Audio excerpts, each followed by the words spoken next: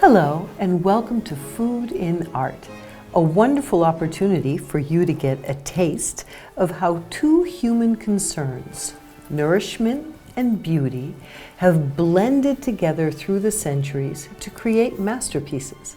I'm art historian Elizabeth Lev, and I hope that you'll enjoy these bite-sized pieces of fun, facts, faith, and beauty about food.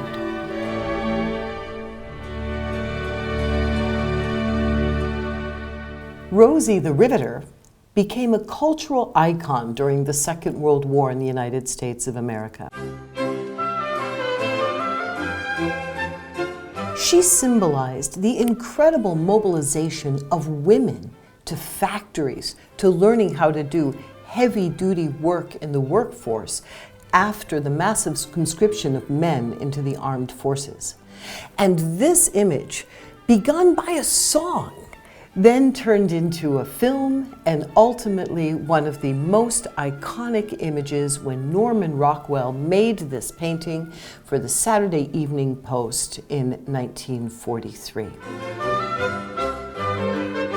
We're looking at a remarkable image of a strong female figure. Interestingly, Rosie's model was actually a slight 19-year-old, much smaller than the figure you see here.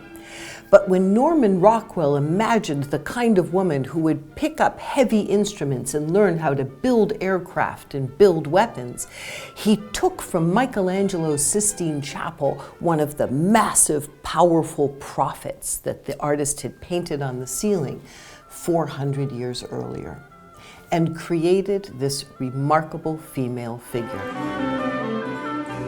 Rosie wears workers' overalls, and she holds a big piece of heavy riveting machinery to attach bolts, probably to submarines that women were building in that period. Her foot stands above Mein Kampf, Hitler's autobiography, symbolizing the war effort, but her other hand holds a sandwich. So in the midst of this scene of this powerful woman taking a break from her work to enjoy a moment of food. This representation of Rosie was drawn from a very famous image called Lunch Atop a Skyscraper, a photograph taken in 1932. It shows a group of men sitting on a beam suspended in mid-air, all men who've been busy building and riveting and working on this brand new building. And they sit eating their sandwiches, enjoying their lunch in this incredibly precarious position.